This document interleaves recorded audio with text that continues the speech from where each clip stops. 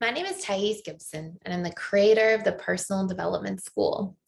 This is your daily breakthrough video, and in this video, I want to talk to you a little bit about 4 signs the fearful avoidant attachment style wants to come back, specifically if they're your ex.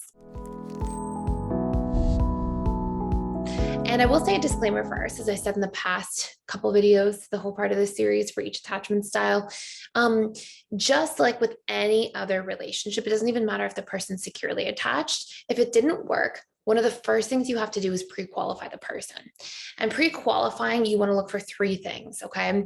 You want to look for, number 1, is this person willing to have a dialogue? So these are not part of the signs. This is just a side note to disclaimer. You want to look for, number 1, is this person willing to have a tough conversation about what didn't work and what we would try to do better next time?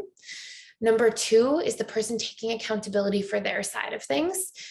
As should you be, right? Because we each have a side in things. Like, well, no matter what, in any relationship, we'll find things that we could have improved on or been more aware of or more patient or insightful or kind about. And, we want to be able to take ownership as well, but we really need to see that the other person is.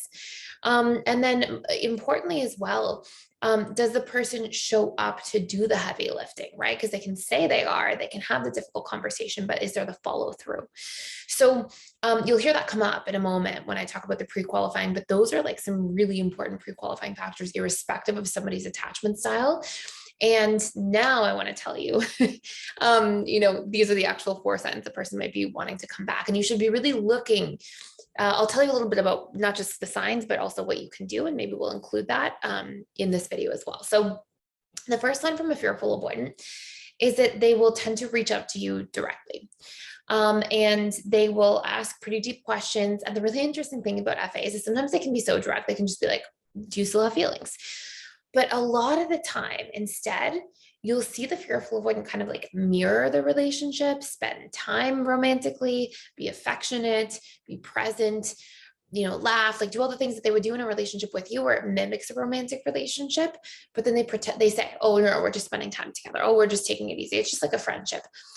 But a lot of the time when they say that, or if they're interested in that, but they still say, oh, no, we're just being friends. A lot of the time there are some romantic feelings there for the FA, but they just don't want to be vulnerable. They just don't want to make the commitment. So they're sort of like testing the waters out, and they're also testing you to see if you want to get in the water with them as well. So that can be a very common pattern. Number 2, they will tend to ask deep questions to get a gauge if you moved on, right? Like they may bring things up like, or how are you feeling? Is there anybody in your life? They may ask some of these things, and they may seem like they're just friend zoning you questions, but generally if it's with an ex, especially if it was a longer relationship, if you've been broken up for a long time, obviously it's a different situation, but if you've been broken up for a couple of months, these are usually the person pretending like they're invulnerable, as if you're full avoidant, but actually caring to see if you moved on or not, to see if there's room to maybe get back together. When the FA does these things too, by the way, it doesn't mean they're 100% sure they want to be back together.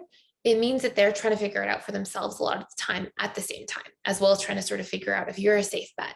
So it can be really confusing because of that. But these are some signs that are very common to see as a part of this dynamic.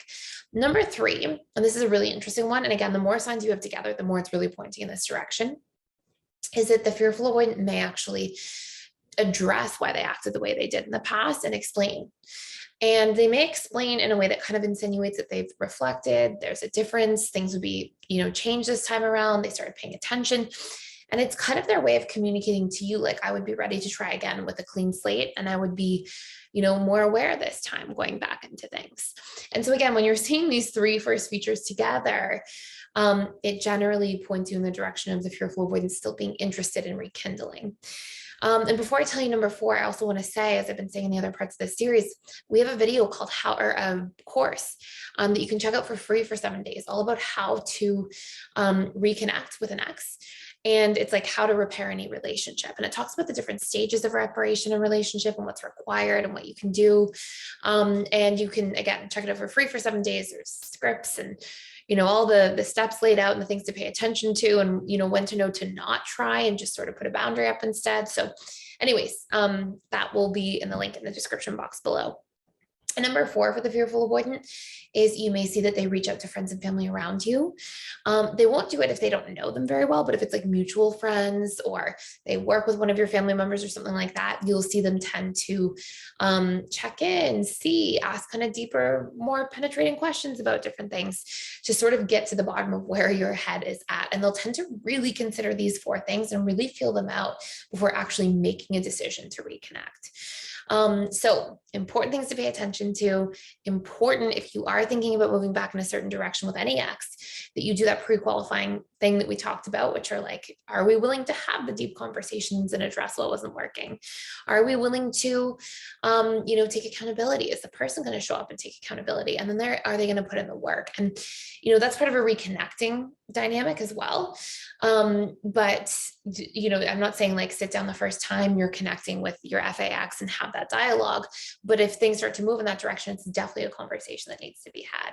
So I hope this makes sense. Thank you so much for watching. Please subscribe to this channel. If you hang out here a lot and you haven't already, I would really appreciate it. And I will see you in the next video.